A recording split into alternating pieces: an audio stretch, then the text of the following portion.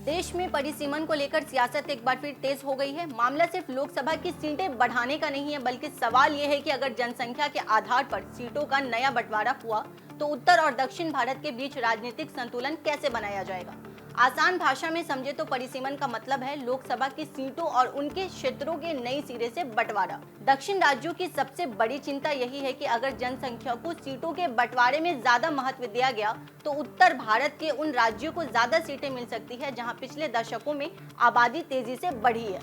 वहीं दक्षिण राज्यों का कहना है कि उन्होंने जनसंख्या नियंत्रण पर काम किया है। ऐसे में सवाल है कि जिन राज्यों ने आबादी को नियंत्रण किया उन्हें इसका राजनीतिक नुकसान क्यों उठाना पड़े। केंद्र सरकार पहले भी भरोसा दे चुकी है कि परिसीमन में दक्षिण राज्यों के साथ अन्याय नहीं होगा और उनका प्रतिनिधित्व कम नहीं किया जाएगा। केंद्रीय गृह मंत्री अमित शाह भी दक्षिणी राज्यों की चिंता को लेकर आश्वासन दे चुके हैं। सरकार का कहना है कि परिसीमन के बाद दक्षिणी राज्यों की सीटें कम होने की बात सही नहीं है, लेकिन अब इस पूरी बहस में तमिलनाडु के मुख्यमंत्री थलापति विजय का रुख चर्चा में है। 12 अगस्त को विजय ने तमिलनाडु विधानसभा में मांग की थी कि लोकसभा की मौजूदा 543 सीटों को स्थायी रूप से बरकरार रखा जाए और राज्यों के बीच सीटों का मौजूदा बंटवारा भी बना रहे। यानी उनका रुख परिसीमन को लेकर काफी सख्त था। इसके बाद अमित शाह के साथ बैठक में विजय ने अपनी चिंता को दूसरे तरीके से रखा।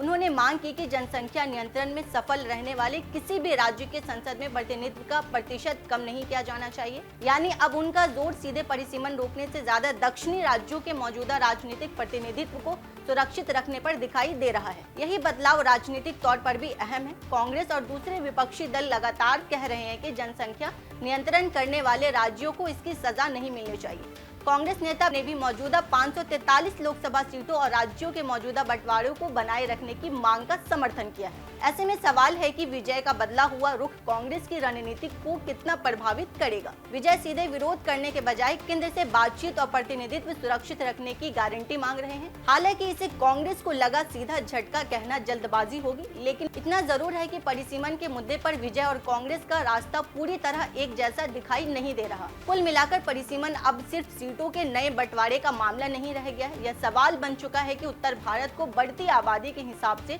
प्रतिनिधित्व कैसे मिले और दक्षिण राज्यों को जनसंख्या नियंत्रण का राजनीतिक नुकसान भी न हो।